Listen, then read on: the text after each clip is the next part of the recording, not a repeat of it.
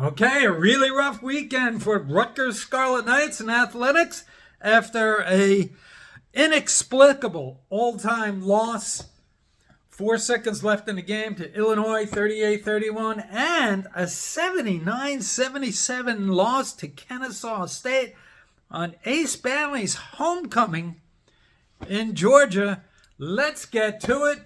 Bad weekend for New York sports. Rutgers with 2 really bad losses.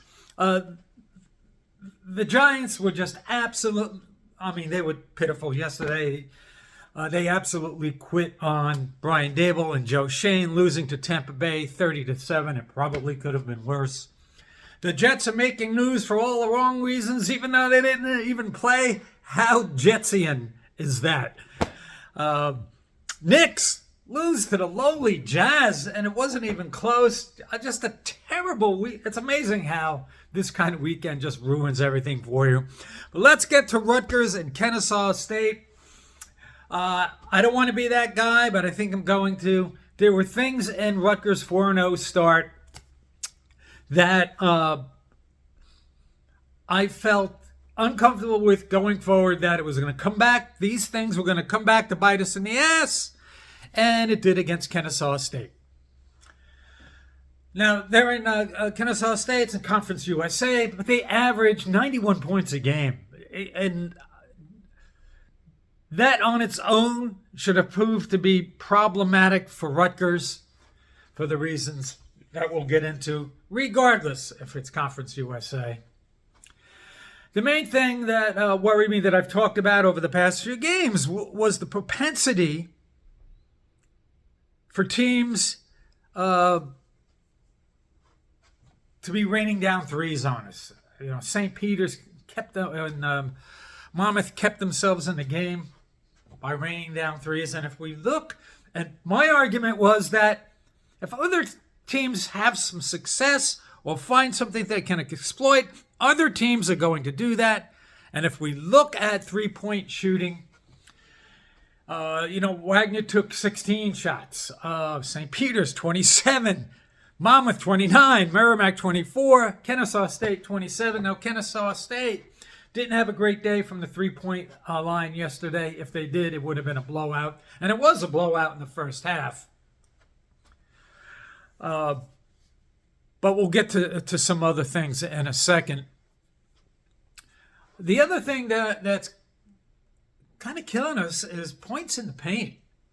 Merrimack kind of did us in the paint. I think they had, 24, 26, 27 points in the paint? Merrimack against us. Yesterday, against Kennesaw State, 46-27. So you have bad perimeter defense, bad defense in the paint, and then rebounds. We should have had an inkling against Wagner. Wagner out-rebounded us. Now, we had a couple games in between where we out-rebounded Monmouth and Merrimack, but it wasn't by a lot. It wasn't a dominating performance. We probably had, 35, 38 rebounds in those games. Nothing to write home about.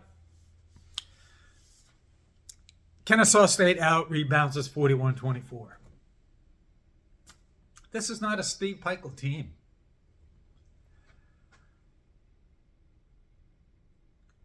Kennesaw State led for almost the entire game yesterday, except for the first 7 minutes. What were they up? 16, 18 at halftime.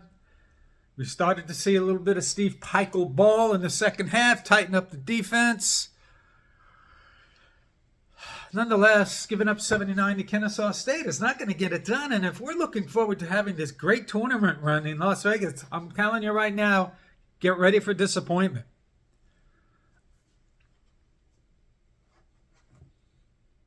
One of the reasons yesterday for the slow start was Ace and Dillon. Bad first halves.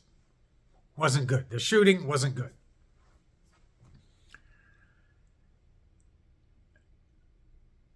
Now those two got us back into the game in the second half.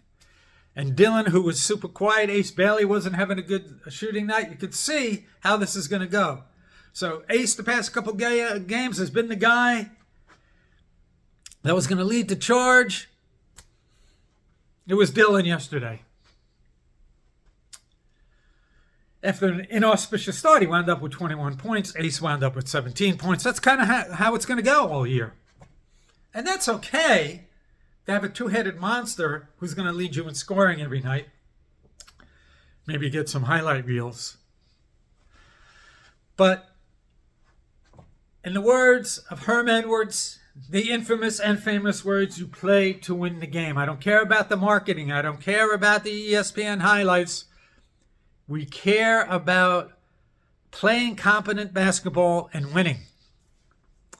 And the people who had us penciled in for an Elite Eight or even a Sweet 16, you were way ahead of the coin. This team, way ahead of yourselves. This team has issues to deal with. When you get to the Big Ten and you're playing a more physical brand of basketball in the paint, Alabama coming up. Don't be shocked if Notre Dame plays really well against us and pulls off a win. Don't be shocked.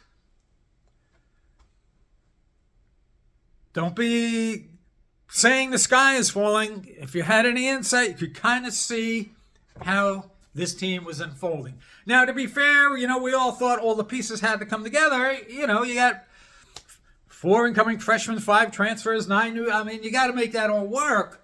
But this isn't about cohesiveness and rhythm and those sorts of things. It's about getting beat on the boards, beat on the paint, and letting teams rain down threes on you. To use a football analogy, football, it's about blocking and tackling. Fundamentals. This isn't about developing chemistry. Although I think Ace needs to play a little less. I don't want to say hero ball because it makes it seem like he's just chucking up shots, but he's great passer, but I don't think he's distributing enough. We'll get to some of that in a second. So nonetheless, 79-77 loss. Let's go through some stats. Zach Martini, quiet game. Only 3 points yesterday, 1 for 4 from the field, 1 rebound, 1 assist. Starting to think he's a little more important than we think. When Agbole, for a good part of the game, is your leading scorer, you have a problem. Good on him for getting 10 points, 2 rebounds, 4 for 5 from the field. You get a few more rebounds out of him and he can score 8-10 points. That's a big plus. Ace, 17 points, 1 rebound, no assists. Just talking about him facilitating more. Didn't have a great shooting night, 6 for 17. Jordan Durkak, not a great night.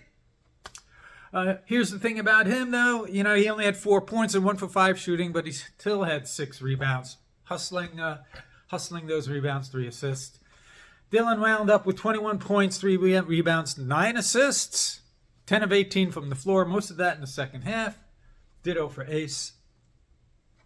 Lathan, second quiet game in a row. I'm wondering if his impact on offense is more important than we think. He only had 6 points, 3 rebounds, no assists. PJ Hayes continues. 8 points for 5 more rebounds. So when he plays, he gets rebounds. Only 2 for 6 on the floor, though.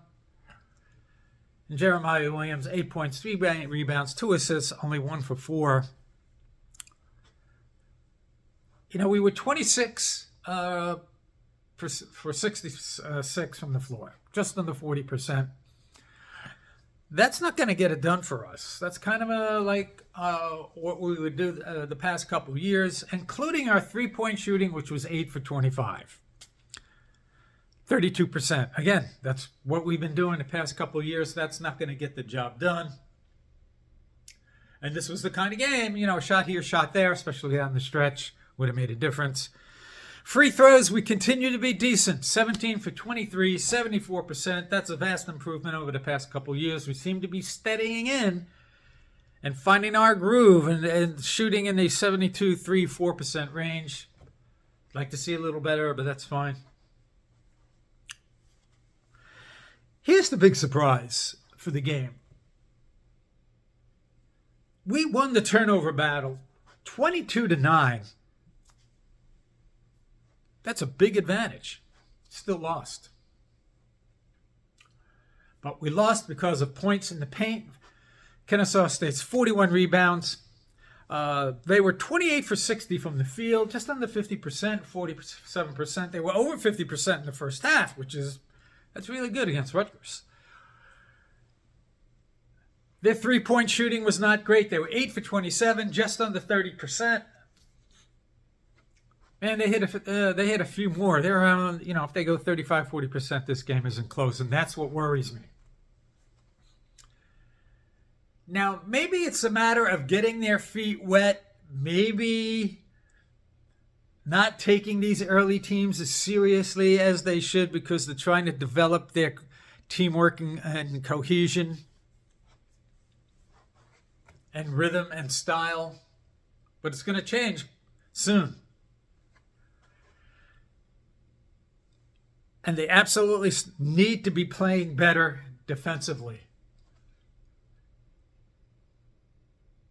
It'd be nice to get some offensive consistency. We're kind of getting spoiled right now because if it's not Dylan one night, it'll be Ace. If it's not Ace, it'll be Dylan.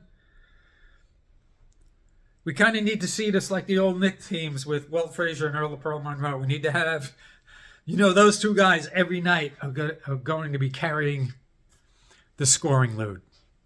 And then your role players all doing well. Zach Martini, P.J. Hayes, Lathan Somerville, Jordan Durkak. The potential is still there. But when I talked about it at the beginning of the season, one of the couple of things I was worried about with Steve Pikiell, like Greg Schiano, great face of the program, good marketing guy, good guy, not going to embarrass you. We like him.